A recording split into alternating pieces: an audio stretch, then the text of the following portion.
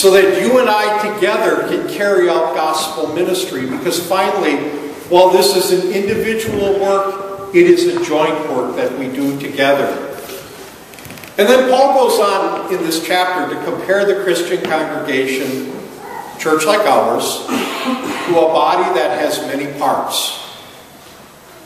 And each part of your body has its own separate and specific function. Now, you've got your own body. I don't know how many parts it has. Don't ask me.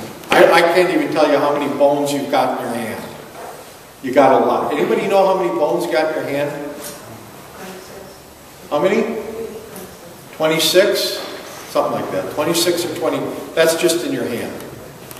So if that's what you got in your hand, you got a whole lot more bones and you got a whole bunch of other stuff, right? You got heart, you got lungs, maybe you got your appendix, you got your teeth, you got your eyes, you got your optic nerves, you got your lymph nodes, you got all that stuff, right?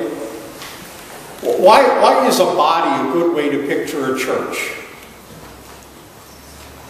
Kim, you're a nurse. It all works together. All right, they all have a function, but they all have to work together. And which one of them can take a week off now and then? They can. You can't afford to have parts of your body take weeks off. Doesn't work real well that way. I had my leg take a few weeks off a number of years ago. I even got called out trying to slide in the home. Broke my leg doing it. Right? My leg took about 4 weeks off, and I didn't do real well those 4 weeks. Right? Just didn't work real well.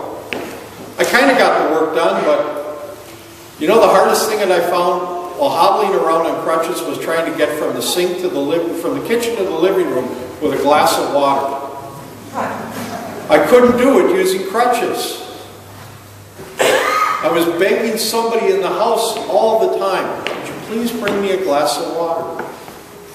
I couldn't function. Right? So why is it so important that each member of our body... All right, let's go back. Which of you has gifts?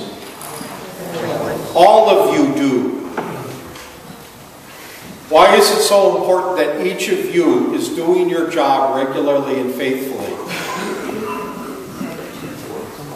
Because the church won't work well without you participating. What then makes you so important to our gospel ministry as a congregation?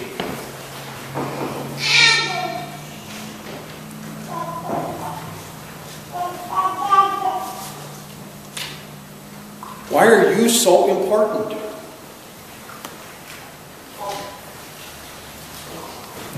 Sarah,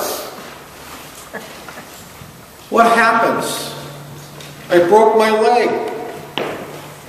Now, if I didn't have crutches and a cast, how would I get around?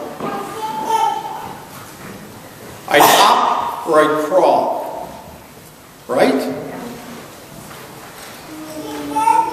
So if some of you are not functioning as part of the body, if you have decided to take a vacation from using the gifts that God gave you, what does the church do?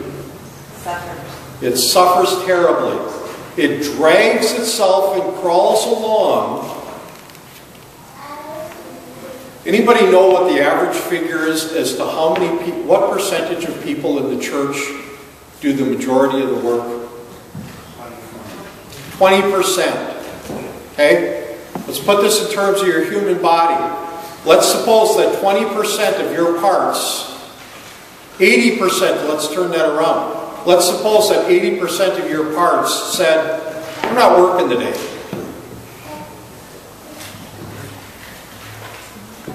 What would happen to your body if 80% of your parts said, "Not working today"? You wouldn't work. What if 80% of your parts said, "I'm going to take off kind of permanently"? How well would you live? You are important in our church's ministry. Okay? With that in mind, while we need money to carry out ministry, what do we really need? You.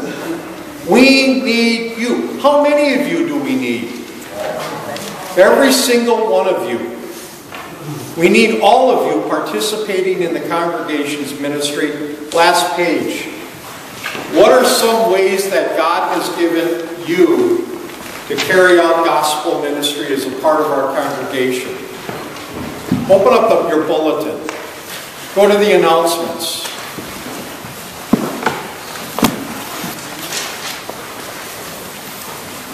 Look through the announcements. What are some ways that you can participate in the congregation's gospel ministry? Food drive. Food drive. Help with the food drive. Voter meeting. Participate in the voters' meeting today. Yes. Vacation Bible school. Participate and help with Vacation Bible School, and along with that, every Sunday there's Sunday school. We need Sunday school teachers. What else do you see in the announcements? Helping with outdoor cleanup. Support our missionaries. Support our missionaries. Did you notice we're not asking for money for the missionaries? We're asking for certain items, food items, and everybody says, why don't we just send them the money and let them buy the stuff? Why aren't we doing that? They can't buy that stuff there over in Africa. They don't buy boxes of Honey Nut Cheerios over there, I don't think. I don't think they got them. Look through there. Look at your congregation's ministry. There is much to do. We have so much work here. There are programs that we want and we need to start. Programs for young families. Programs for young adults. Programs for seniors. Programs for youth. We need to start new programs.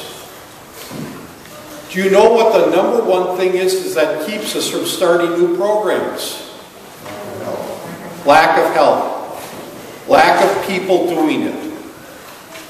People that when you go up to them and say, will you help, will you serve? And they say, I'm busy. No, find somebody else. This part of the body is taking a vacation. There is so much for us to do. We need you. So can we do this to make use of an overused phrase a few years ago? Yes, we can. Okay? We can. Because we have Jesus' promise to always be with us. Jesus says, I'm with you always. You and I also have the power of the gospel. Paul says, I'm not ashamed of the gospel because it is the power of God for the salvation of everyone who believes. You and I,